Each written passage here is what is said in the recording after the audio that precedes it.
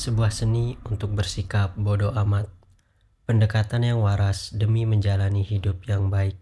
Ditulis oleh Mark Manson. Bab 6. Anda keliru tentang semua hal, tapi saya pun begitu. 500 tahun lalu, para kartografer atau pembuat peta percaya kalau California dulunya sebuah pulau. Para dokter meyakini bahwa dengan menyayat lengan seseorang atau di bagian tubuh manapun yang mengakibatkan pendarahan dapat menyembuhkan penyakit. Para peneliti yakin bahwa api terbuat dari sesuatu yang disebut phlogiston. Para wanita percaya bahwa menyekakan air seni anjing ke wajah mereka bisa membuat awet muda.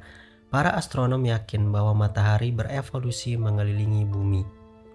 Ketika saya masih seorang bocah, saya pikir mediocre adalah sejenis sayuran yang tidak saya sukai. Saya juga berpikir bahwa abang saya telah menemukan sebuah jalan rahasia di rumah nenek saya karena dia bisa keluar rumah tanpa harus meninggalkan kamar mandi. Saya juga berpikir bahwa ketika teman saya dan keluarganya mengunjungi Washington DC, mereka, entah bagaimana caranya, bisa kembali ke masa lalu ketika dinosaurus hidup, karena BC artinya zaman dahulu kala. Saat remaja, saya mengatakan kepada semua orang bahwa saya tidak memedulikan apapun, padahal kebenarannya saya terlalu peduli.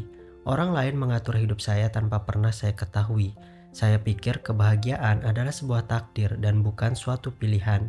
Saya kira cinta terjadi begitu saja, bukan sesuatu yang diperjuangkan. Saya pikir menjadi keren harus dilatih dan dipelajari dari orang lain, bukannya kita ciptakan sendiri. Ketika saya masih pertama kali pacaran, saya pikir kami akan bersama selamanya. Dan kemudian, saat hubungan itu berakhir, saya kira saya tidak akan pernah bisa merasakan hal yang sama lagi dengan seorang wanita. Dan ketika saya mengalami jatuh cinta lagi dengan seorang wanita, saya pikir cinta saja kadang tidak cukup. Dan kemudian saya menyadari bahwa setiap pribadi harus memutuskan tentang apa yang disebut cukup, dan bahwa cinta harus dibiarkan berjalan apa adanya. Setiap langkah dalam perjalanan hidup saya ternyata keliru tentang setiap hal. Sepanjang hidup saya keliru menilai diri saya, orang lain, masyarakat, budaya, dunia, alam semesta, semua hal. Dan saya berharap itu akan terus terjadi dalam sisa hidup saya. Sama seperti Mark yang sekarang mampu melihat setiap cacat dan kesalahan Mark yang dulu, suatu hari Mark masa depan akan memeriksa kembali asumsi-asumsi termasuk isi buku ini dari Mark yang sekarang kemudian mendapati beberapa kesalahan serupa. Dan ini merupakan hal yang baik karena artinya saya telah berkembang. Ada satu kutipan yang terkenal dari Michael Jordan tentang dirinya yang gagal dan gagal lagi, dan itu yang membuatnya sukses. Ya, saya selalu keliru tentang semua hal, lagi dan lagi, dan itu alasannya mengapa hidup saya menjadi lebih baik. Pertumbuhan merupakan proses yang berulang yang tidak pernah berakhir. Ketika kita mempelajari sesuatu yang baru, kita tidak beranjak dari salah menuju benar, namun kita berangkat dari salah menuju sedikit salah. Dan ketika kita menambahkan sesuatu yang baru lagi, kita bergerak dari sedikit salah ke kesalahan yang lebih sedikit, dan kemudian kesalahan yang lebih sedikit lagi, dan seterusnya. Kita selalu dalam proses mendekati kebenaran dan kesempurnaan tanpa benar-benar dapat meraih kebenaran dan kesempurnaan itu sendiri. Sebaiknya kita tidak bernafsu untuk mencari jawaban paling benar bagi diri kita sendiri, namun lebih pada pencarian agar dapat menyingkirkan kekeliruan kita hari ini, sehingga esok hari kekeliruan itu menjadi semakin kecil. Jika dilihat dari kacamata ini, perkembangan pribadi sebenarnya cukup ilmiah. Nilai-nilai yang kita punya tidak lain adalah hipotesis. Perilaku yang ini baik dan penting, perilaku lain tidak. Tindakan kita adalah eksperimen, emosi yang timbul serta pola pemikiran kita adalah sumber informasi kita. Tidak ada dogma yang benar, tidak ada pula ideologi yang sempurna. Yang ada hanyalah bahwa pengalaman Anda telah menunjukkan kepada Anda mana yang benar untuk Anda, dan bahkan bahwa pengalaman juga bisa keliru. Dan karena Anda dan saya dan orang lain semuanya memiliki kebutuhan dan sejarah pribadi serta situasi hidup yang berbeda, kita semua tidak bisa tidak akan memiliki jawaban benar yang berbeda mengenai arti hidup kita dan bagaimana itu seharusnya dihidupi. Jawaban yang benar versi saya meliputi berkelana sendiri selama bertahun-tahun, tinggal di tempat yang tidak jelas, dan menertawakan kentut saya sendiri. atau setidaknya itulah jawaban yang benar hingga sekarang. Jawaban itu akan berubah dan berevolusi karena saya berubah dan berevolusi. Dan saat saya tumbuh dewasa dan lebih berpengalaman, saya sadar betapa kelirunya saya karena setiap hari kesalahan saya menjadi semakin sedikit. Banyak orang teramat terobsesi untuk dapat memiliki hidup yang benar, sampai-sampai mereka sesungguhnya tidak benar-benar menjalani hidup itu sendiri. Seorang wanita masih lajang dan kesepian dan ingin punya pacar, tapi dia tidak pernah keluar dari rumah atau berusaha. Seorang pria bekerja membanting tulang dan yakin kalau dia berhak naik pangkat, namun dia tidak pernah mengutarakannya kepada bosnya. Mereka diajarkan untuk takut akan kegagalan, akan penolakan, takut mendengar seseorang menampik permohonannya. Namun bukan itu poinnya. Tentu, penolakan menyakitkan, kegagalan memuakkan. Meskipun demikian, ada keyakinan tertentu yang kita pegang, keyakinan bahwa kita takut untuk mempertanyakan atau melepaskan nilai-nilai yang telah memberikan arti dalam kehidupan kita selama bertahun-tahun. Wanita itu tidak kunjung beranjak keluar rumah dan pergi berkencan karena kalau sampai dia sungguh keluar, dia dipaksa untuk berhadapan secara nyata dengan keyakinannya sendiri untuk bisa memikat laki-laki. Pria tersebut tidak meminta promosi karena jika dia sampai mengutarakannya, dia akan dipaksa untuk berhadapan dengan keyakinannya sendiri tentang keahlian apa yang membuatnya layak dipromosikan. Lebih mudah untuk berdiam diri dalam keyakinan yang menyakitkan bahwa tidak ada seorang pun yang akan tertarik pada Anda, bahwa tidak ada seorang pun yang menghargai talenta Anda, daripada benar-benar menguji keyakinan tersebut dan menemukan jawaban yang paling tepat. Keyakinan jenis ini bahwa saya tidak cukup menarik, jadi mengapa gusar, atau bahwa bos saya seorang bajingan, jadi bodoh amat, dirancang untuk memberi kita kenyamanan yang biasa saja dengan menggadaikan kebahagiaan dan kesuksesan yang lebih besar nantinya. Ini adalah strategi jangka panjang yang buruk, namun kita berpegang pada keyakinan itu karena kita berasumsi kalau kita benar, karena kita menyangka sudah tahu apa yang kelak akan terjadi. Dengan kata lain, kita berasumsi kita tahu seperti apa akhir ceritanya. Kepastian adalah musuh dari pertumbuhan. Tidak ada yang pasti hingga itu benar-benar terjadi, dan bahkan sesudahnya, itu masih dapat diperdebatkan. Itulah mengapa penerimaan terhadap tidak terelakkannya ketidaksempurnaan dari nilai-nilai yang kita miliki penting untuk menyempurnakan nilai-nilai tersebut. Alih-alih ngotot untuk mencari kepastian, kita sebaiknya terus berupaya untuk mencari keraguan.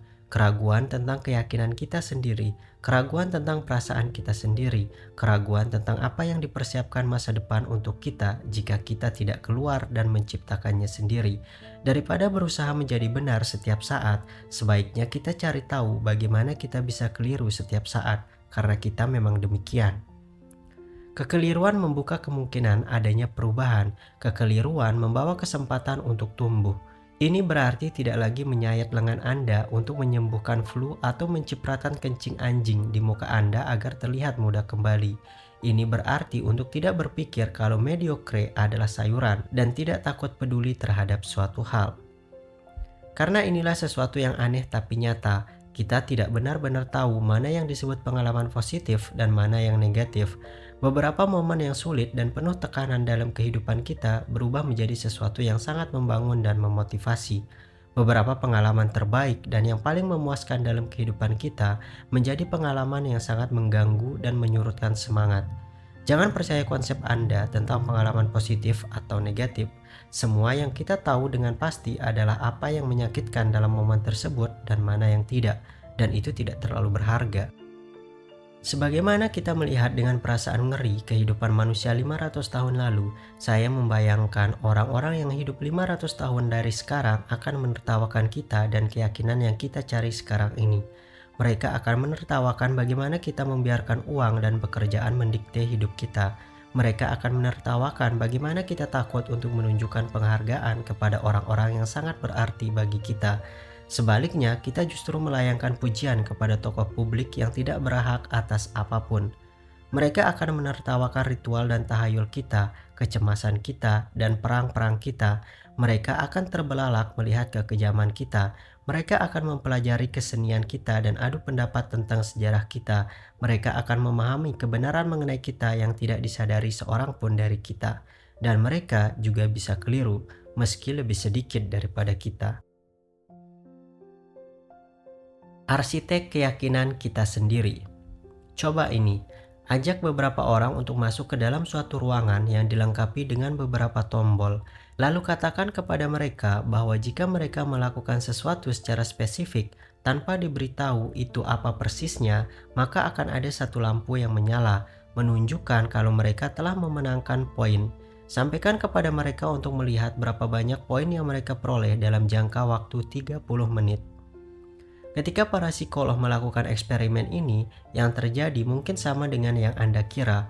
Orang-orang duduk dan mulai memukul-mukul tombol secara sembarangan hingga pada akhirnya lampu menyala, menunjukkan kalau mereka mendapat poin. Secara logis, mereka kemudian mengulangi apapun yang mereka lakukan untuk mengantongi lebih banyak nilai. Dan ketika lampu tidak menyala, mereka mulai bereksperimen dengan urutan yang lebih rumit. Menekan tombol 3 kali, kemudian sekali, kemudian menunggu 5 detik, dan ding, 1 poin lagi. Namun akhirnya itu pun tidak lagi berhasil. Maka mungkin ini tidak ada kaitannya dengan tombol sama sekali, pikir mereka. Mungkin ini ada kaitannya dengan bagaimana saya duduk atau apa yang saya sentuh. Mungkin ini ada kaitannya dengan kaki saya. Ding, poin tambahan. Ya, mungkin saya perlu menggerakkan kaki saya dulu, baru menekan tombol lain. Ding. Secara umum, dalam waktu 10-15 menit, setiap orang berhasil menemukan perilaku dengan urutan yang spesifik untuk mendapatkan poin lebih banyak. Biasanya ini adalah sesuatu yang aneh, seperti berdiri dengan satu kaki atau mengingat urutan tombol yang panjang yang ditekan dalam kurun waktu tertentu sambil menghadap ke arah tertentu. Namun ini bagian lucunya, sebenarnya poin tersebut muncul secara sembarangan. Tidak ada urutannya, tidak ada polanya, hanya lampu yang terus menyala dengan suara ding, dan orang yang berjungkir balik sembari meyakini bahwa apa yang mereka lakukan menghasilkan poin. Mungkin terkesan kejam, tetapi inti dari eksperimen ini adalah untuk menunjukkan betapa cepat pikiran manusia mampu muncul dan meyakini omong kosong yang tidak nyata. Dan pada akhirnya, kita semua menjadi sangat mahir. Setiap orang keluar dari ruangan tersebut dengan perasaan yakin bahwa dia berhasil melewati sebuah eksperimen dan memenangkan permainan. Mereka semua percaya bahwa mereka telah menemukan urutan tombol yang sempurna untuk mendapatkan poin. Namun metode yang mereka temukan sama uniknya dengan pribadi mereka masing-masing. Seorang pria menemukan urutan memencet tombol yang panjang yang hanya bisa dipahami dirinya sendiri. Seorang gadis yakin dia harus menyentuh langit-langit beberapa kali agar bisa mendapatkan angka. Ketika dia meninggalkan ruangan, dia kecapean karena harus melompat-lompat. Otak kita adalah mesin makna. Yang kita maksud dengan makna adalah produk atau hasil asosiasi yang dilakukan otak kita terhadap dua pengalaman atau lebih. Kita menekan tombol, lalu kita melihat ada lampu yang menyala. Kita berasumsi kalau tombol tersebut menyebabkan lampu menyala. Ini pada intinya adalah dasar dari yang kita sebut sebagai makna. Tombol, lampu, lampu, tombol. Kita melihat sebuah kursi, kita lihat warnanya abu-abu. Otak kita kemudian menarik suatu asosiasi antara warna dan benda, kemudian membentuk makna kursi berwarna abu-abu. Pikiran kita terus berputar, menghasilkan banyak dan semakin banyak asosiasi untuk membantu kita memahami dan mengendalikan lingkungan di sekitar kita. Apapun yang berhubungan dengan pengalaman kita, baik eksternal maupun internal, menghasilkan asosiasi dan hubungan yang baru dalam benak kita. Setiap hal mulai dari kata-kata di halaman ini hingga konsep tata bahasa yang Anda gunakan untuk menguraikannya, hingga pikiran kotor yang mengembara di benak Anda ketika tulisan saya mulai membosankan atau berulang-ulang. Setiap pikiran, impuls, dan persepsi ini tersusun dari ribuan hubungan syaraf dan lebih yang menyala bersamaan, menjajarkan pikiran Anda dalam nyala api pengetahuan dan pemahaman. Namun ada dua masalah. Pertama, otak tidak sempurna. Kita acap kali keliru melihat dan mendengar suatu hal. Kita melupakan banyak hal atau cukup mudah keliru menafsirkan suatu peristiwa. Kedua, begitu kita menciptakan sebuah makna bagi diri kita sendiri, otak kita dirancang untuk mempertahankannya. Kita condong berprasangka terhadap makna yang telah dibuat oleh pikiran kita dan kita tidak mau melepaskannya. Bahkan jika kita melihat bukti yang bertentangan dengan makna yang telah kita ciptakan, kita sering mengabaikannya dan tetap meyakininya apapun yang terjadi. Seorang komedian Emo Phillips pernah berkata, "Dulu saya pikir otak manusia adalah organ yang paling ajaib dalam tubuh saya. Kemudian saya sadar siapa yang mengatakan ini. Fakta yang kurang menguntungkan adalah hampir semua yang kita ketahui dan percayai merupakan produk dari ketidakakuratan dan prasangka yang hadir dalam otak kita. Banyak atau bahkan sebagian besar nilai kita merupakan hasil dari peristiwa yang tidak mewakili dunia secara luas, atau dengan kata lain, hasil dari masa lalu yang keliru dipahami seluruhnya. Pangkal dari semua ini, sebagian besar keyakinan kita keliru, atau lebih tepatnya lagi, semua keyakinan keliru. Beberapa hanya sedikit lebih keliru dari yang lainnya. Pikiran manusia adalah ketidakakuratan yang campur aduk, dan meskipun ini membuat Anda menjadi tidak nyaman, ini merupakan konsep yang sangat penting untuk diterima, seperti yang akan kita lihat berikut ini. Berhati-hatilah dengan apa yang Anda percayai. Pada 1988, ketika menjalani terapi, seorang jurnalis dan pengarang berhaluan feminis, Meredith Maran, mendapati sebuah pengalaman yang mengagetkan. Ayahnya pernah melakukan kekerasan seksual terhadapnya ketika masih kecil. Ini sangat mengempas. Suatu ingatan yang berusaha ia lupakan sejak beranjak dewasa, namun di usia 37 tahun, dia memutuskan untuk menghadapi ayahnya dan juga mengatakan kepada keluarganya apa yang telah terjadi. Kabar dari Meredith ini membuat seluruh keluarganya ketakutan. Ayahnya langsung menyangkal. Beberapa anggota keluarga memihak Meredith, yang lain memihak ayahnya. Pohon keluarganya terbelah menjadi dua, dan luka yang mengempas hubungan Meredith dengan ayahnya yang telah berlangsung lama sebelum pengakuan tersebut kini telah menyebar seperti jamur yang menyerang cabang-cabang pohon itu. Kabar itu telah menyayat hati semua orang. Lalu pada 1996, Meredith menyadari sesuatu yang tidak kalah mengagetkan. Ayahnya tidak pernah melecehkannya secara seksual. Dia, dengan bantuan seorang terapis, sebenarnya menciptakan sendiri memori tersebut. Dipenuhi dengan rasa bersalah, dia menghabiskan sisa waktu selagi ayahnya hidup untuk mencoba berdamai dengannya dan anggota keluarga lain lewat permintaan maaf dan penjelasan yang disampaikan berulang-ulang. Namun itu semua terlambat. Ayahnya meninggal dunia dan keluarganya tidak akan pernah menjadi sama lagi. Rupanya Meredith tidak sendirian, seperti yang dijelaskannya dalam autobiografinya My Lie, A True Story of False Memory. Sepanjang 1980-an, banyak wanita menuduh anggota keluarga laki-laki mereka telah melakukan kekerasan seksual dan mengakui bahwa mereka telah salah menuduh beberapa tahun kemudian. Mirip, ada sekelompok orang yang mengklaim bahwa selama dekade itu ada sekte setan yang melecehkan anak-anak. Meskipun setelah penyelidikan polisi di puluhan kota, pihak kepolisian tidak pernah menemukan bukti apapun atas praktik gila yang digambarkan itu. Mengapa orang secara tiba-tiba menemukan ingatan tentang pelecehan yang mengerikan dalam keluarga dan sekte tersebut, dan mengapa semua ini terjadi di 1980-an? Pernahkah Anda bermain telepon-teleponan ketika masih anak-anak? Anda pasti ingat, Anda mengatakan sesuatu di telinga seseorang, lalu orang kedua membisikkan apa yang didengar ke orang ketiga dan seterusnya, hingga kurang lebih ke 10 orang. Dan apa yang didengar orang terakhir sama sekali tidak berhubungan dengan apa yang telah Anda katakan di awal. Pada dasarnya seperti itulah memori kita bekerja. Kita mengalami sesuatu, kemudian kita mengingatnya sedikit berbeda beberapa hari kemudian.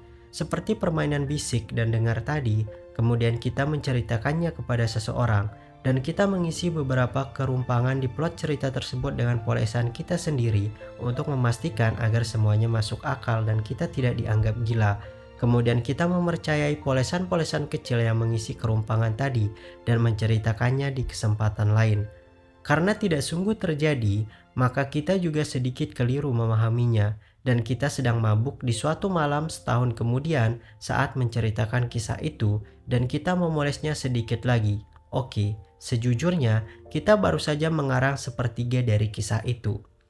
Namun ketika kita siuman minggu berikutnya, kita tidak mau mengaku kalau kita adalah pembohong besar. Jadi kita meneruskan cerita kita dengan versi pemabuk yang telah diperbarui dan baru saja ditambahkan di minggu berikutnya. Dan 5 tahun berikutnya, kita bisa bersumpah demi apapun, baik demi Tuhan maupun demi kubur ibuku, bahwa kisah isapan jempol yang lebih nyata dari yang sesungguhnya terjadi itu 50% nyata. Kita semua melakukan ini, Anda melakukannya, saya melakukannya. Bodoh amat, seberapa jujur dan beritikat baik diri kita, kita selalu berada dalam suatu keadaan yang abadi untuk menyesatkan diri kita dan orang lain karena otak kita hanya dirancang agar efisien, bukan akurat. Tidak hanya memori kita yang payah, sampai pada titik bahwa testimoni dari saksi mata tidak dianggap serius dalam kasus-kasus persidangan. Otak kita berfungsi dengan cara yang sangat bias. Bagaimana bisa begitu? Begini, otak kita selalu mencoba untuk membuat situasi kita saat ini menjadi masuk akal berdasarkan apa yang telah kita yakini dan alami. Setiap keping informasi baru diukur dengan nilai dan kesimpulan yang telah kita punyai. Akibatnya, otak kita selalu bias terhadap apa yang kita rasa sebagai sesuatu yang benar pada saat itu. Jadi ketika kita mempunyai hubungan yang manis dengan saudari kita akan menafsirkan hampir semua ingatan tentangnya dalam cahaya yang positif. Namun ketika hubungan menjadi masam, kita akan sering melihat memori yang sama dengan cara pandang yang berbeda. Mereka ulang memori baru sedemikian rupa sehingga kita bisa menyampaikan kemarahan kita sekarang ini terhadapnya. Hadiah lucu yang diberikannya pada Natal tahun lalu sekarang muncul dalam ingatan sebagai bentuk yang merendahkan dan menggurui. Momen ketika dia lupa mengundang kita ke rumah danaunya sekarang tidak terlihat sebagai sebuah kealpaan yang manusiawi, namun sebagai suatu penelantaran yang kejam. Cerita palsu pelecehan Meredith jauh lebih masuk akal setelah kita memahami nilai-nilai yang menumbuhkan keyakinannya. Pertama-tama, Meredith sudah punya hubungan yang tegang dan sulit dengan ayahnya di sepanjang hidupnya. Kedua, Meredith mengalami serangkaian kegagalan ketika menjalin hubungan dengan laki-laki, termasuk pernikahan yang gagal. Jadi, terkait dengan nilai-nilai yang dimilikinya, hubungan yang dekat dengan laki-laki tidak berjalan cukup hangat. Kemudian di awal 1980-an, Meredith menjadi seorang feminis radikal dan mulai melakukan penelitian tentang kekerasan terhadap anak-anak. Satu persatu, dia dihadapkan pada kisah-kisah mengerikan tentang kekerasan dan dia banyak bertemu dengan para penyintas hubungan incest, biasanya anak perempuan selama bertahun-tahun. Dia juga melaporkan secara luas sejumlah kajian yang tidak akurat yang muncul sekitar masa itu, studi yang kemudian secara kasar melebih-lebihkan merebaknya pelecehan anak-anak. Studi paling terkenal melaporkan bahwa sepertiga wanita dewasa telah dilecehkan secara seksual saat masih anak-anak. Belakangan angka yang ditampilkan rupanya keliru. Dan di bagian paling atas dari semua itu, Meredith jatuh cinta dan memulai hubungan dengan wanita lain, seorang penyintas incest. Meredith menjalin sebuah hubungan yang saling tergantung dan buruk dengan pasangannya itu, yang mana di sela-sela hubungan ini, Meredith terus berusaha untuk menyelamatkan wanita lain dari masa lalunya yang traumatik. Pasangannya tersebut juga menggunakan pengalaman traumatiknya sebagai senjata rasa bersalah untuk mendapatkan kasih sayang Meredith.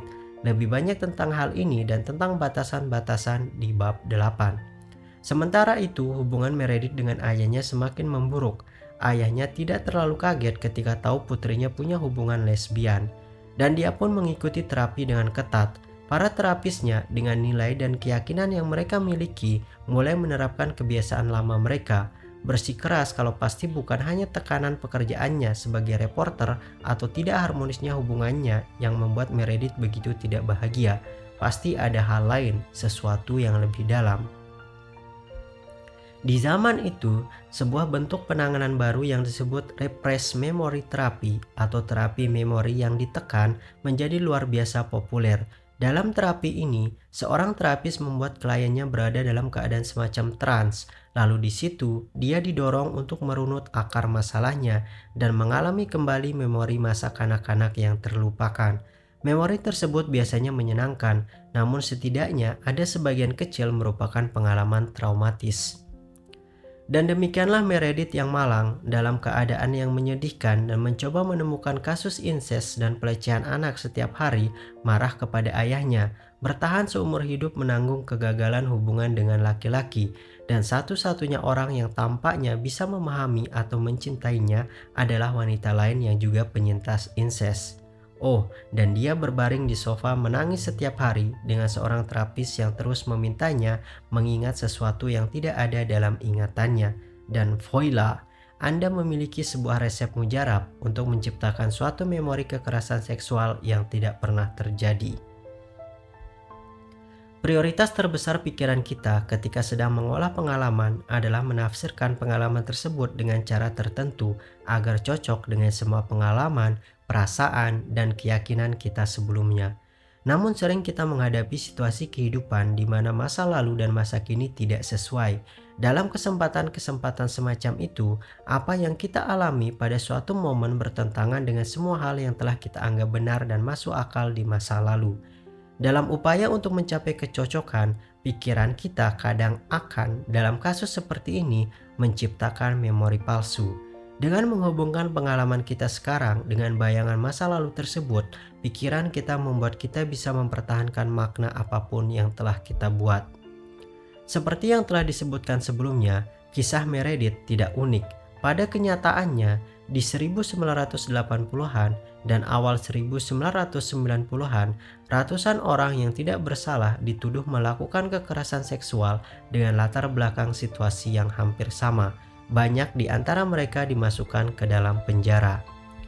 Bagi orang-orang yang tidak puas dengan hidup mereka, penjelasan yang disodorkan tersebut dipadukan dengan sensasi yang dibuat pihak media bahwa benar ada epidemi tentang kekerasan seksual dan aksi pemuja setan yang sedang berlangsung, dan Anda dapat menjadi korbannya juga, memberikan insentif bagi pikiran bawah sadar banyak orang untuk memalsukan sedikit ingatan mereka dan untuk memberikan penjelasan atas penderitaan mereka saat ini dengan suatu cara yang menjadikan mereka korban dan menghindari tanggung jawab.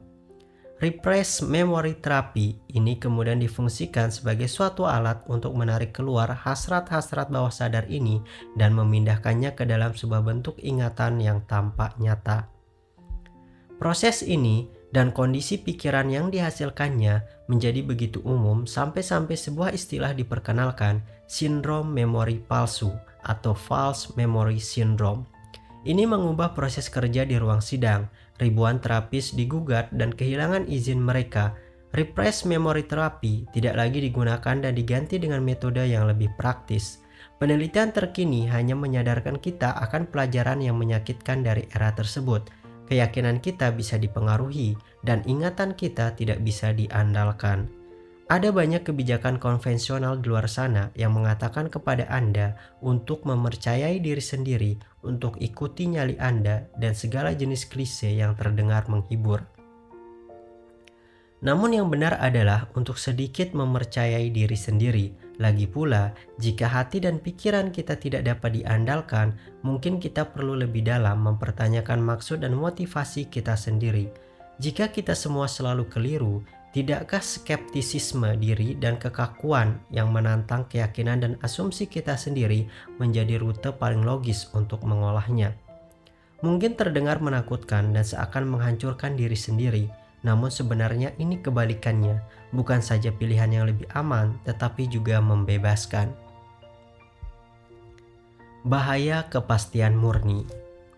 Erin duduk di seberang saya di sebuah restoran sushi dan mencoba menjelaskan mengapa dia tidak mempercayai kematian. Sudah hampir 3 jam dan dia sendiri sudah menghabiskan persis 4 gulungan timun dan meminum sebotol penuh sake. Sebenarnya dia hampir menghabiskan botol kedua sekarang. Pukul 4 di Selasa sore. Saya tidak mengajaknya bertemu di tempat itu. Dia menghubungi saya melalui internet dan terbang menemui saya lagi. Dia telah melakukan sebelumnya. Jadi, Erwin percaya kalau dia bisa menyembuhkan kematian, tetapi dia juga yakin kalau dia membutuhkan bantuan saya untuk mewujudkan hal itu. Namun bukan bantuan seperti dalam perkara bisnis. Jika dia memerlukan saran yang berhubungan dengan humas atau sesuatu semacam itu masih oke. Tidak, ini lebih dari itu. Dia ingin saya menjadi pacarnya. Mengapa? Setelah 3 jam bertanya-tanya dan 1,5 botol sake, ini masih tidak jelas. Perlu Anda ketahui, tunangan saya ikut bersama kami di restoran itu. Menurut Erin, sepatutnya tunangan saya perlu dilibatkan dalam diskusi tersebut. Erin ingin tahu apakah tunangan saya berkenan berbagi, dan ia, istri saya sekarang, tidak perlu merasa terancam oleh dia. Saya pertama kali bertemu Erin di seminar self-help pada 2008. Orangnya terlihat cukup baik, sedikit wow, istilah slang Amerika untuk mereka yang menerima atau mengikuti kepercayaan supernatural, paranormal, fenomena pseudoscience, dan semacamnya. penyuka hal-hal berbau New Age. Namun dia dulunya adalah seorang pengacara dan kuliah di salah satu Ivy League, kelompok universitas ternama di bagian timur laut Amerika Serikat, dan jelas sekali pandai. Dan dia tertawa pada lelucon saya dan menurutnya saya lucu. Jadi tentu saja Anda tahu saya tidur dengannya. 1 bulan kemudian, dia mengajak saya untuk pindah keluar kota dan tinggal dengannya. Ini mengejutkan saya dan menjadi sebuah peringatan, sehingga kemudian saya mencoba putus darinya. Dia menanggapi dan mengatakan kalau dia akan bunuh diri jika saya menolaknya. Baiklah, kini jadi 2 peringatan. Saya segera memblokir dia baik dari surel maupun semua alat komunikasi saya. Ini rupanya memperlambat dia, namun tidak menghentikannya. Beberapa tahun sebelum saya bertemu kembali dengannya, Erin mengalami kecelakaan mobil dan hampir meninggal. Sesungguhnya, dia sempat meninggal secara medis beberapa saat. Semua aktivitas otak terhenti, tetapi entah bagaimana secara ajaib, dia hidup kembali. Ketika dia kembali, dia mengklaim bahwa semua telah berubah. Dia menjadi orang yang sangat spiritual. Dia menjadi tertarik pada dan mulai percaya tentang energi penyembuhan dan malaikat-malaikat dan kesadaran sebagai bagian dari alam semesta serta kartu tarot. Dia juga percaya kalau dia telah menjadi seorang tabib dan peramal yang dapat melihat masa depan. Dan entah karena alasan apa, setelah bertemu dengan saya, dia memutuskan kalau dia dan saya ditakdirkan untuk menyelamatkan dunia bersama-sama untuk menyembuhkan kematian, tegasnya. Setelah saya memblokirnya, dia mulai membuat alamat surel baru. Kadang dia mengirimi saya puluhan surel penuh amarah dalam suatu hari.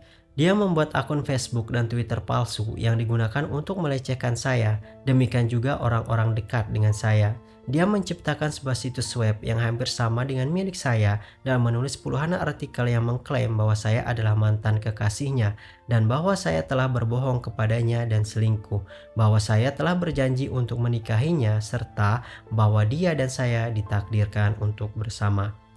Ketika saya menghubunginya agar menutup situs tersebut, dia mengatakan kalau dia akan melakukannya asalkan saya terbang ke California untuk bersamanya.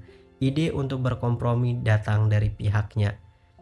Dan setelah semua hal yang terjadi, kesimpulannya tidak berubah. Saya ditakdirkan untuk bersamanya, bahwa Tuhan telah menakdirkan hal ini, bahwa dia benar-benar terbangun di tengah malam setelah mendengar suara malaikat yang menitahkan agar kami menjalin hubungan istimewa demi mengarungi era baru kedamaian abadi di muka bumi. Ya, dia sungguh mengatakan hal ini kepada saya. Hingga saya duduk bersamanya di restoran sushi itu, sudah masuk ribuan surat ke inbox saya. Entah saya tanggapi atau tidak, entah saya balas dengan sopan atau emosional, tidak ada yang berubah. Pikirannya tidak pernah berubah, keyakinannya tidak pernah goyah. Ini sudah berjalan selama 7 tahun dan masih terus. Dan demikianlah, di restoran sushi kecil itu, kami bersama Erin yang sedang menenggak sake dan membual berjam-jam tentang bagaimana dia menyembuhkan batu ginjal kucingnya dengan menyalurkan energi, hingga saya pun berpikir, Erin adalah pecandu self-improvement. Dia menghabiskan $10.000 Amerika untuk membeli buku dan mengikuti seminar serta kursus. Dan bagian paling gila dari semua ini adalah bahwa Erin menerapkan mentah-mentah semua ilmu yang telah dipelajarinya. Dia memiliki mimpinya sendiri, dia gigih memperjuangkannya, dia memvisualisasikan dan menerjemahkannya dalam aksi nyata. Dan meskipun dia mendapatkan penolakan atau kegagalan, dia akan bangkit lagi dan mencobanya lagi. Dia tidak akan lelah untuk bersikap positif. Dia mempunyai pandangan yang cukup tinggi terhadap dirinya sendiri. Maksud saya, dia mengklaim dapat menghidupkan kucing yang mati seperti halnya Yesus membangkitkan Lazarus dari kematian. Alamak, yang benar saja. Namun semua nilainya benar-benar payah dan tidak ada satupun yang berguna. Faktanya, segala hal baik yang dilakukannya tidak membuatnya baik. Ada sebuah kepastian dalam dirinya yang tak mampu ia tanggalkan. Dia bahkan telah berulang kali mengaku kepada saya bahwa dia tahu kegemarannya ini jelas-jelas tidak rasional dan tidak sehat dan membuat baik dia maupun saya tidak bahagia. Namun karena alasan tertentu, hal tersebut tampak benar baginya sehingga tidak bisa diabaikan dan dihentikan begitu saja. Pertengahan 1990-an, seorang psikolog, Roy Baumeister, mulai meneliti tentang konsep kejahatan. Pada dasarnya, dia mengamati orang-orang yang melakukan hal yang jahat dan mengapa mereka melakukan itu. Asumsi yang ada ketika itu adalah bahwa orang-orang melakukan hal yang buruk karena mereka merasa dirinya buruk. Artinya, mereka memandang rendah diri mereka. Salah satu temuan Baumeister yang mengejutkan adalah bahwa asumsi tersebut seringkali keliru. Dalam kenyataan, yang biasa terjadi justru sebaliknya. Beberapa kriminal kelas kakap punya kepercayaan dan kepercayaan diri yang cukup baik, dan perasaan inilah terlepas dari realitas di sekitar mereka yang memberi mereka semacam pembenaran untuk melukai dan berbuat buruk pada orang lain. Orang-orang yang merasa tindakan buruknya dibenarkan pasti merasakan kepastian yang tak terbantahkan akan nilai-nilai kebenaran yang mereka yakini dan aneka kepercayaan diri serta keistimewaan yang mereka pikir pantas mereka dapatkan. Orang-orang yang rasis melakukan hal-hal yang rasis karena mereka sungguh yakin tentang superioritas genetik mereka.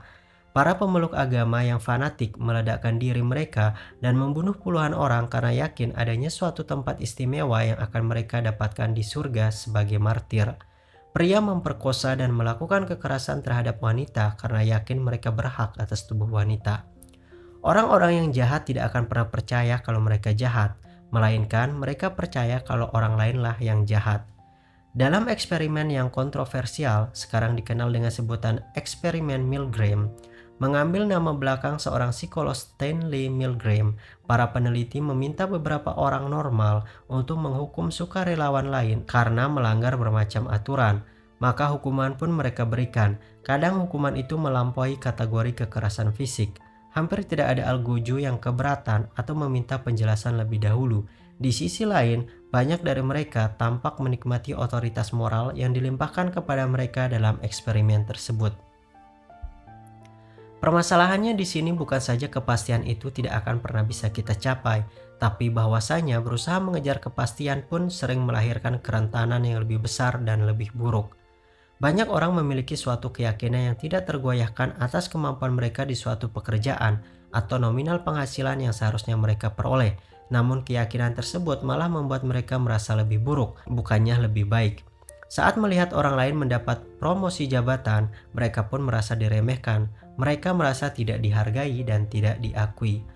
Bahkan sebuah perilaku sederhana seperti diam-diam membaca kotak SMS di ponsel pacar Anda atau bertanya pada teman Anda tentang penilaian orang-orang lain tentang diri Anda sesungguhnya didorong oleh kerapuhan dan kegelisahan yang mendera demi memperoleh kepastian. Anda boleh saja mengecek pesan singkat pasangan Anda dan tidak menemukan sesuatu apapun, tapi jarang sekali berakhir seperti itu. Kemudian Anda akan mulai curiga jangan-jangan dia punya ponsel lain. Anda boleh saja merasa diremehkan dan diinjak-injak dalam karir Anda setelah Anda tidak masuk dalam promosi tersebut.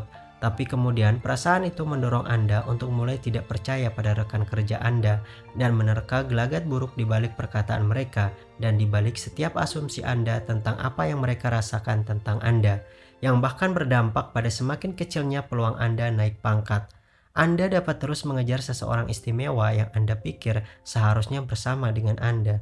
Namun dengan adanya bermacam penolakan dan malam-malam yang sepi, Anda tidak bisa tidak mulai bertanya dan bertanya lagi apa yang salah dengan Anda.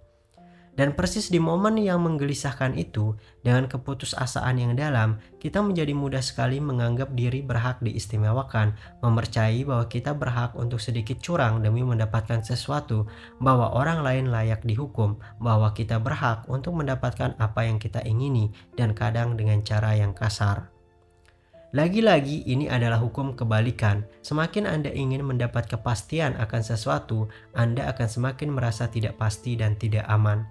Demikian pula sebaliknya, semakin Anda menerima sepenuhnya ketidakpastian dan ketidaktahuan akan aneka hal, Anda akan semakin merasa nyaman karena tahu persis apa yang tidak Anda ketahui. Ketidakpastian juga membebaskan kita dari penilaian kita terhadap diri kita sendiri. Ini menangkal stereotip dan bias tidak penting yang kita rasakan saat menyaksikan seseorang di TV, di kantor, atau di jalan.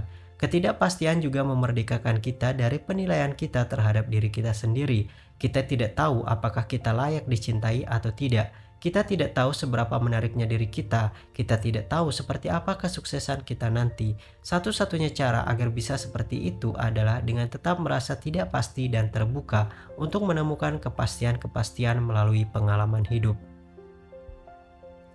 Ketidakpastian merupakan akar dari semua kemajuan dan pertumbuhan. Seperti bunyi salah satu adagium kuno, manusia yang yakin dirinya mengetahui semuanya tidak akan mempelajari sesuatu pun. Kita tidak bisa mempelajari apapun tanpa pertama-tama tidak mengetahui sesuatu. Semakin kita mengakui kalau kita tidak tahu, akan ada semakin banyak kesempatan yang kita peroleh untuk belajar.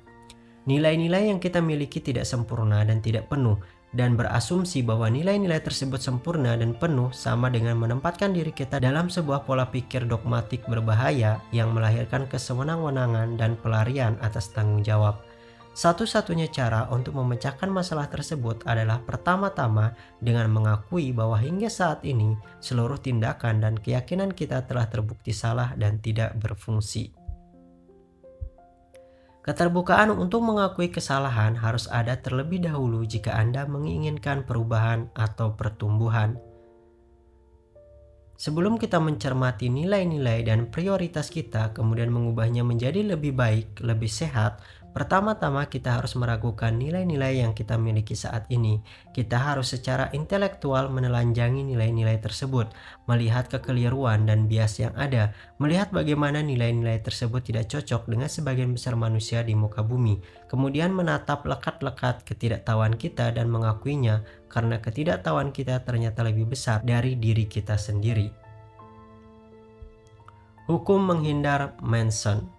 Pasti Anda pernah mendengar hukum Parkinson. Pekerjaan merentang mengisi alokasi waktu yang tersedia untuk menuntaskannya. Anda juga tidak diragukan lagi telah mendengar hukum Murphy. Hal buruk yang mungkin terjadi akan sungguh terjadi.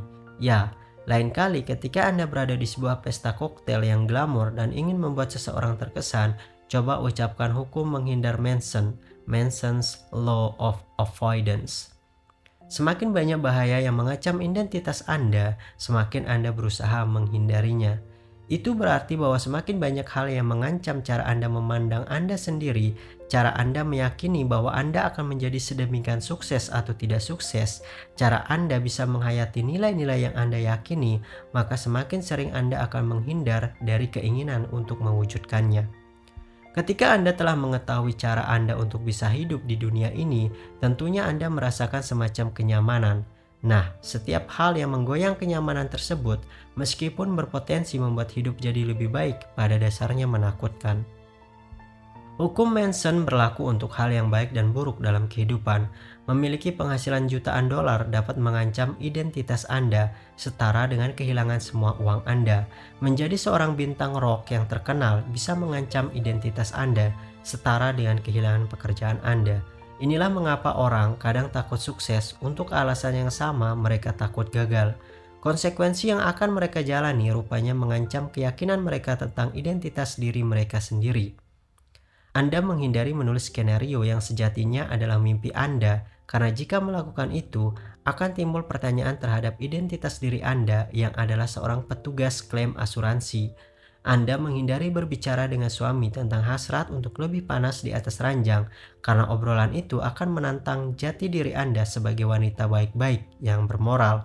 Anda menghindari mengatakan kepada teman Anda bahwa Anda tak ingin lagi menemuinya, karena mengakhiri suatu pertemanan akan bertentangan dengan identitas Anda sebagai orang yang baik dan pemaaf. Itu adalah kesempatan-kesempatan emas dan penting yang senantiasa kita lewatkan begitu saja karena dapat mengancam pandangan dan perasaan kita terhadap diri kita sendiri, mengancam nilai-nilai yang telah kita pilih dan pelajari untuk kita hidupi. Saya punya seorang teman yang bertahun-tahun menceritakan niatnya untuk memperkenalkan karya seninya secara online dan berusaha menjadi seniman profesional atau setidaknya semi-profesional. Dia berbicara mengenai hal ini selama bertahun-tahun, bahwa dia telah menyisihkan uang, bahwa dia bahkan membuat website yang berbeda dan telah mengunggah portofolionya. Tetapi dia tidak pernah meluncurkan karyanya, selalu ada alasan, resolusi lukisannya tidak cukup bagus, atau dia baru saja melukis karya yang lebih bagus, atau masih belum ada waktu untuk hal tersebut. Tahun demi tahun berlalu dan dia tidak pernah melepaskan pekerjaan nyatanya. Mengapa? Karena meski mimpi akan penghasilan yang layak dari seni itu menyenangkan, ada ketakutan nyata jika nanti dirinya menjadi seniman tak laku. Menjadi seniman tak laku jauh-jauh lebih mengerikan ketimbang menjadi seniman yang tak pernah didengar. Setidaknya dia nyaman dengan sebutan seniman yang tak pernah didengar. Saya punya teman lain seorang jawara pesta, doyan minum-minum dan gemar mengejar-ngejar wanita. Setelah bertahun-tahun hidup mengejar kenikmatan, dia merasa dirinya sangat kesepian, depresi, dan tidak sehat. Dia ingin mengubah gaya hidup pestanya. Dia iri dengan beberapa orang di antara kami yang sedang menjalin hubungan dan lebih mapan daripada dia. Namun dia tidak pernah berubah. Setelah tahun demi tahun yang dilaluinya, malam demi malam yang hampa, botol demi botol, macam-macam alasannya, selalu ada dalih untuk mengurungkan tekadnya. Identitasnya akan sangat terancam jika dia harus melepaskan gaya hidupnya. Jawara pesta, hanya itu yang dia ketahui, itu identitasnya. Melepaskan jati dirinya sama saja dengan melakukan harakiri psikologis.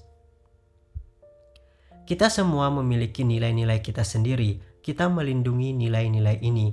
Kita mencoba untuk menghidupinya dan mencari pembenaran atasnya serta merawatnya. Bahkan jika kita tidak bermaksud melakukannya, pasalnya itulah yang cara kerja otak kita. Seperti telah diketahui sebelumnya, terdapat sebuah bias dalam cara pikir kita yang asalnya dari apa yang sudah kita ketahui, apa yang kita yakini. Jika saya percaya bahwa saya adalah pria yang baik-baik, saya akan menghindari situasi yang berpotensi menentang keyakinan tersebut. Jika saya yakin diri saya adalah koki yang luar biasa, saya akan mencari kesempatan untuk membuktikan hal itu pada diri saya sendiri lagi dan lagi. Keyakinan selalu mengambil kendali atas diri kita. Kita tidak akan bisa mengelak dari perilaku menghindar dan kepanikan sampai kita mau mengubah cara pandang terhadap diri sendiri. Apa yang kita yakini dan apa yang tidak, kita tidak akan mampu berubah.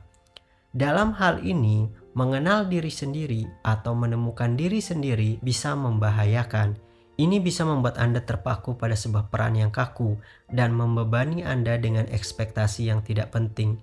Ini bisa menutupi Anda dari potensi diri dan peluang dari luar.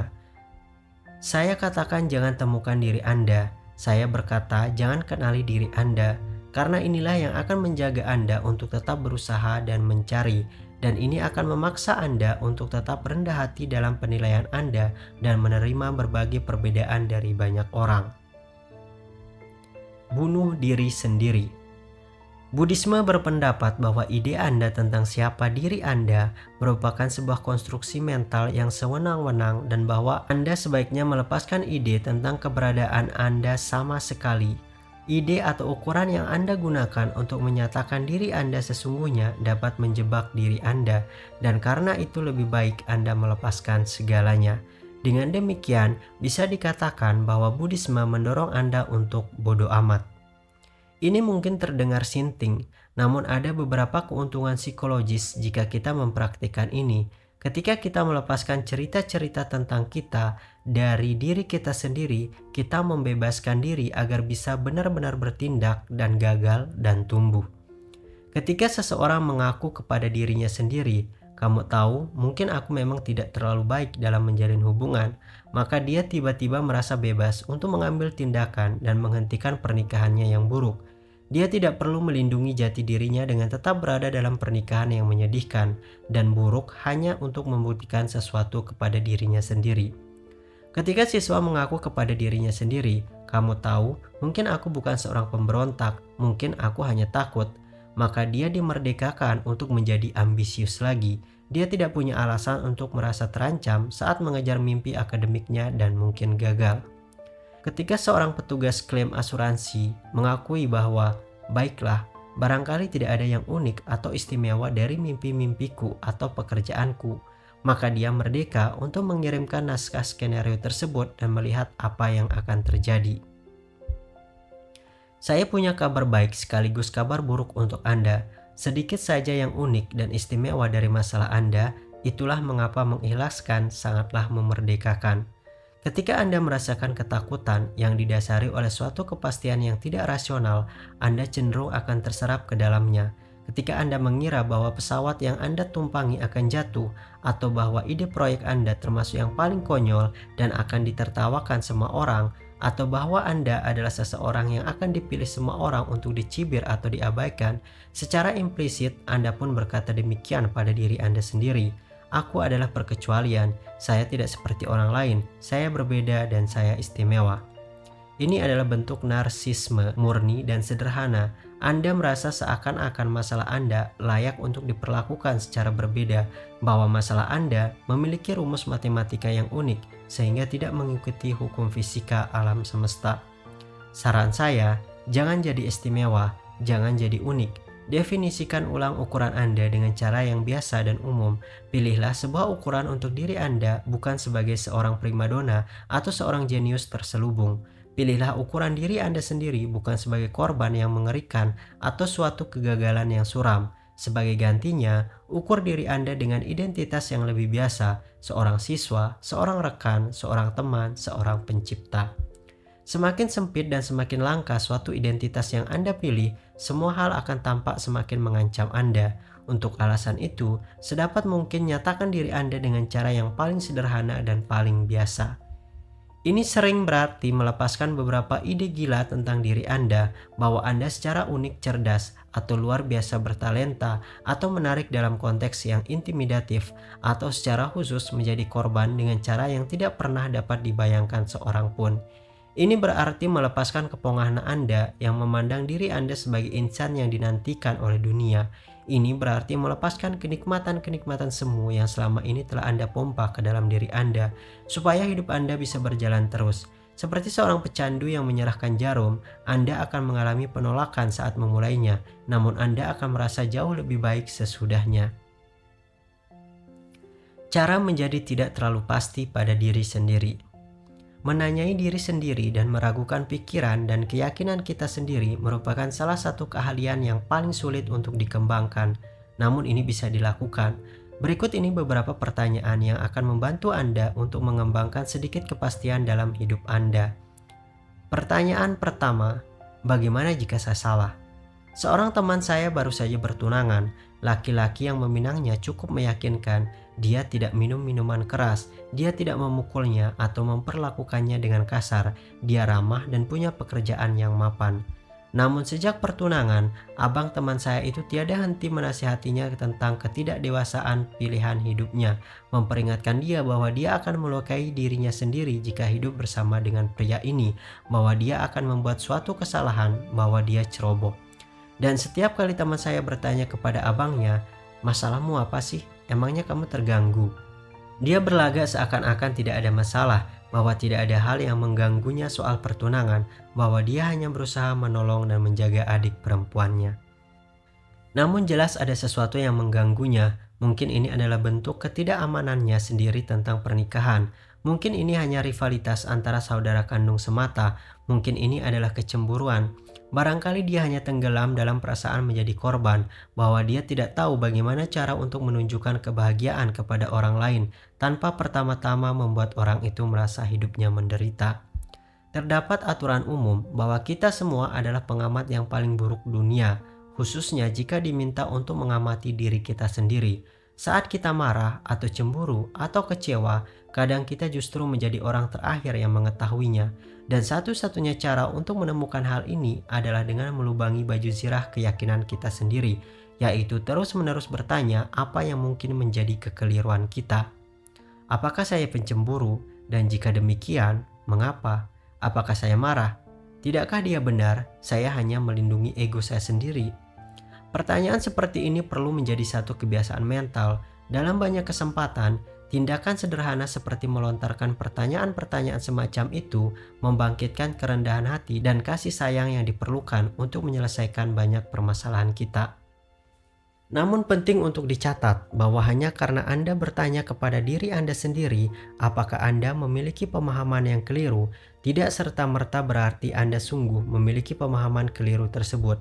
Jika suami Anda menghajar Anda hanya karena daging panggang yang gosong, dan Anda bertanya kepada diri Anda, apakah Anda keliru mempercayai bahwa dia sedang memperlakukan Anda dengan tidak benar, tidak bisa dipungkiri, kadang Anda benar. Tujuannya hanya untuk melayangkan pertanyaan dan menertawakan pikiran kita pada saat itu, bukan untuk membenci diri Anda sendiri. Penting untuk diingat bahwa demi suatu perubahan di dalam hidup Anda harus pernah keliru akan sesuatu. Jika Anda duduk di sana, merasa sedih hari demi hari, itu berarti Anda sudah keliru tentang sesuatu yang besar dalam kehidupan Anda. Dan jika Anda belum mampu menemukan kekeliruan tersebut dengan terus bertanya kepada diri Anda, maka tidak ada yang akan berubah. Pertanyaan kedua, apa artinya jika saya keliru? Banyak orang mampu bertanya pada diri mereka sendiri apakah mereka keliru, namun hanya sedikit yang mampu melangkah lebih jauh dan mengetahui dengan benar apa artinya jika mereka keliru. Penyebabnya adalah rasa sakit yang ada di balik kekeliruan kita tersebut. Langkah ini bukan saja mempertanyakan nilai-nilai kita, namun juga memaksa kita untuk mempertimbangkan apa jadinya dan seperti apa rasanya memiliki sebuah nilai yang bertentangan dan berbeda itu. Aristoteles menulis, tanda dari seorang yang terpelajar ada pada kemampuannya untuk menertawakan suatu pemikiran tanpa harus menerimanya. Mampu melihat dan mengevaluasi nilai-nilai yang berbeda tanpa perlu menerapkannya mungkin adalah keahlian utama yang dituntut untuk mengubah hidup seseorang dengan cara yang sangat berarti. Seperti kasus abang teman saya di atas, pertanyaan untuk dirinya seharusnya, apa artinya jika ternyata pendapat saya keliru tentang pernikahan saudari saya? Kadang jawaban dari pertanyaan semacam itu cukup belak-belakan dengan bentuk jawaban seperti saya seorang yang egois atau rapuh atau keparat narsis. Jika dia keliru dan ternyata pertunangan saudarinya baik-baik saja, sehat dan bahagia, sungguh tidak ada penjelasan lain untuk perilaku sang abang selain dia memiliki rasa tidak aman dan nilai-nilai yang kacau. Dia mengira dirinya tahu apa yang terbaik untuk adiknya dan bahwa sang adik tidak bisa membuat keputusan besar dalam hidupnya. Dia berasumsi dia memiliki hak dan tanggung jawab untuk membuat keputusan bagi saudarinya. Dia yakin dialah yang benar dan orang lain pasti salah. Bahkan ketika hal ini terkuak, entah dalam diri abang teman saya itu maupun diri kita sendiri, pengakuan semacam itu sulit diterima. Ini menyakitkan. Itulah mengapa hanya sedikit orang yang mampu melakukannya. Meski demikian, pertanyaan-pertanyaan tersebut diperlukan untuk menemukan masalah inti yang memicu perilakunya, dan kita yang menyebalkannya. Pertanyaan ketiga, apakah kekeliruan akan menciptakan permasalahan yang lebih baik atau buruk ketimbang permasalahan saya sekarang, baik untuk diri saya maupun orang lain? Ini adalah cara paling jitu untuk menentukan apakah kita sudah menemukan beberapa nilai yang solid atau kita sepenuhnya orang yang gila yang kerjanya merecoki orang lain, termasuk diri kita sendiri. Di sini tujuannya adalah untuk melihat masalah mana yang lebih baik. Karena seperti yang dikatakan si panda nyinyir, masalah kehidupan itu tidak ada akhirnya. Dalam kasus abang teman saya, pilihan apa yang dimilikinya? Pertama, terus membuat drama dan gesekan dalam keluarga, memperumit apa yang seharusnya menjadi saat yang membahagiakan dan menghancurkan kepercayaan dan rasa hormat saudarinya, semua karena dia memiliki firasat. Beberapa orang mungkin menyebutnya intuisi bahwa laki-laki ini tidak baik untuknya. Kedua, tidak mempercayai kemampuannya sendiri untuk menentukan mana yang benar atau mana yang salah atas kehidupan saudarinya dan tetap rendah hati mempercayai kemampuannya untuk membuat keputusan sendiri, dan bahkan jika dia tidak bisa mempercayainya, menerima dan menghargai apapun itu sebagai bentuk cintanya kepada adiknya. Sebagian besar orang memilih opsi satu, itu karena pilihan satu adalah jalan setapak yang lebih mudah. Ini tidak memerlukan pemikiran yang rumit, tidak perlu berpikir dua kali, dan tidak ada penolakan keputusan yang mengganggu Anda. Pilihan satu juga menciptakan kepedihan yang paling dalam bagi semua orang yang terlibat. Sementara pilihan dua menjaga hubungan yang sehat dan bahagia yang dibangun di atas kepercayaan dan rasa hormat. Pilihan dua memaksa orang untuk tetap rendah hati dan mengakui kelalaian. Pilihan dua juga memungkinkan orang untuk tumbuh melampaui rasa tidak aman mereka serta mengenali situasi manakala mereka menjadi impulsif atau tidak adil atau egois. Namun pilihan dua ini sulit dan menyakitkan, jadi sebagian besar orang tidak memilihnya. Abang teman saya saat memprotes pertunangan adiknya masuk ke dalam suatu peperangan imajinatif dengan dirinya sendiri. Tentu dia yakin bahwa apa yang dilakukannya adalah untuk melindungi saudarinya. Namun seperti yang kita lihat, keyakinan bersifat sewenang-wenang. Lebih parahnya, kadang bisa dibuat-buat untuk membenarkan nilai dan ukuran yang telah kita pilih untuk diri kita sendiri. Sejatinya, dia memilih untuk menghancurkan hubungan dengan saudara perempuannya. daripada mempertimbangkan kemungkinan dia bisa saja keliru, meskipun pilihan yang terakhir dapat menolongnya lepas dari rasa tidak aman yang jelas-jelas membuatnya keliru. Saya mencoba untuk hidup dengan sedikit aturan, namun salah satu aturan yang telah saya terapkan selama bertahun-tahun adalah ini. Jika saya merasa seseorang mengacaukan hidup saya atau melihat ada orang lain yang hidupnya kacau, sebenarnya sayalah yang jauh lebih kacau. Saya telah mempelajari ini dari pengalaman. Saya menjadi seorang yang brengsek karena bertindak berdasarkan rasa tidak aman dan kepastian-kepastian yang ternyata keliru. Lebih banyak daripada yang bisa saya hitung. Ini tidak baik. Ini bukan berarti tidak ada hal-hal sudah barang pasti akan membuat hidup seseorang itu kacau. Bukan pula berarti bahwa ada kalanya Anda bisa jadi lebih benar ketimbang orang kebanyakan. Ini hanyalah sebuah kenyataan.